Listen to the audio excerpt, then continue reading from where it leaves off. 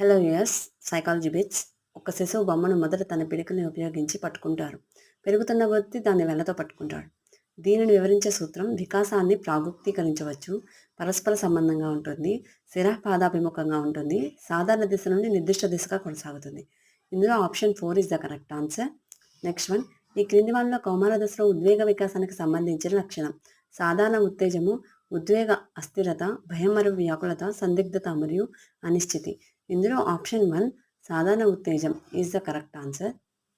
And the next one, ఒక విద్యార్థిని తరగతిలో ప్రదర్శించిన నిష్పాదనకు గాను తాను బహుమతిగా పొందిన నక్షత్రంను నిలబెట్టుకొనుటకై కష్టపడి చదువుచున్నది. తన యొక్క నిష్పాదన తగ్గినచో నక్షత్రము వదులుకోవాల్సి ఉంటుందని ఉపాధ్యాయురాలు ఆమెకు చెప్పినది. ఇచ్చట ఆమె కష్టపడి చదువుతున్నట్లుగా చేయుచున్న పునర్బలనం రుణాత్మక, ధనాత్మక, ప్రాథమిక, దండన. రుణాత్మక ఈజ్ ద కరెక్ట్ ఆన్సర్. ఒక 8వ తరగతి విద్యార్థిని తన తోటి విద్యార్థినికి ఆంగ్లం అభ్యసించడంలో సహాయపడితే ఇక్కడ జరిగిన అభ్యసన బదలాయింపు ఏంటి? అనుకూల, ప్రతికూల, బదలాయింపు జరగదు, ద్విపార్శ్వ బదలాయింపు అనేది జరగదు అసలు. ఈ కింది వాటిలో అభ్యసనకు సంబంధించి ఎన్సీఎఫ్ 2005 సూచించింది: అభ్యసన తరగతి గదిలో మాత్రమే జరగాలి, ఉపాధ్యాయుని నుండి జ్ఞానాన్ని సంపాదించడానికి గాను విద్యార్థులు నిష్క్రియాత్మకంగా ఉండాలి, అభ్యసన ఉపాధ్యాయ నిర్దేశితంగా ఉండాలి, అభ్యసనం విస్తృత సాంఘిక పరిస్థితుల్లో జరగాలి. 4th one is the correct answer. వ్యక్తి వికాసంపై ప్రభావం చూపించే శారీరక కారకం ఉష్ణోగ్రత, ఆహారము, హార్మోన్లు, కాంతి. హార్మోన్లు ఈజ్ ద కరెక్ట్ ఆన్సర్. ఉపాధ్యాయుడు విజాతీయ తరగతి గదిని ఈ విధంగా చూడాలి: అభ్యసన వనరుగా, విద్యార్థుల సర్దుబాటుకు ఆటంకంగా, తరగతి బోధనాభ్యసనములకు విద్యార్థులకు వేరు చేయటకు గాను, ఉపాధ్యాయునికి భారంగా. ఇందులో ఆప్షన్ 1 అభ్యసన వనరుగా is the correct answer. Next, ఒక 5వ తరగతి విద్యార్థి తరచుగా హఠం చేస్తాడు.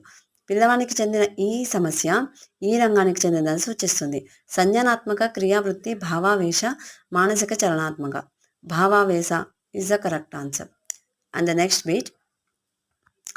ఓకే, సరిగ్గా చదవని ఒక విద్యార్థి తన తప్పులను కప్పిపుచ్చుకొనుటకు ఉపాధ్యాయుడు సరిగా బోధించలేదని చెప్పడం ఈ రకమైన రక్షక తంత్రం. ప్రక్షేపణం, హేతుకీకరణం, పరిహారం, తాదాత్మీకరణం. హేతుకీకరణం ఈజ్ ద కరెక్ట్ ఆన్సర్. పాఠం సరైన క్రమంలో వ్యవస్థీకరించకపోవడం వల్ల 5వ తరగతి విద్యార్థులు అర్థం చేసుకోలేకపోయారు. విద్యార్థుల అవగాహనను ప్రభావితం చేసిన అభ్యసన కారకం: వ్యక్తిగత, పరిసరాత్మక, వ్యక్తిగత మరియు పరిసరాత్మక, వ్యక్తిగత కాదు మరియు పరిసరాత్మకత కాదు. ఇందులో ఏ ఆప్షన్ కరెక్టో కామెంట్ చేయండి. ఓకేనా? Thank you for watching.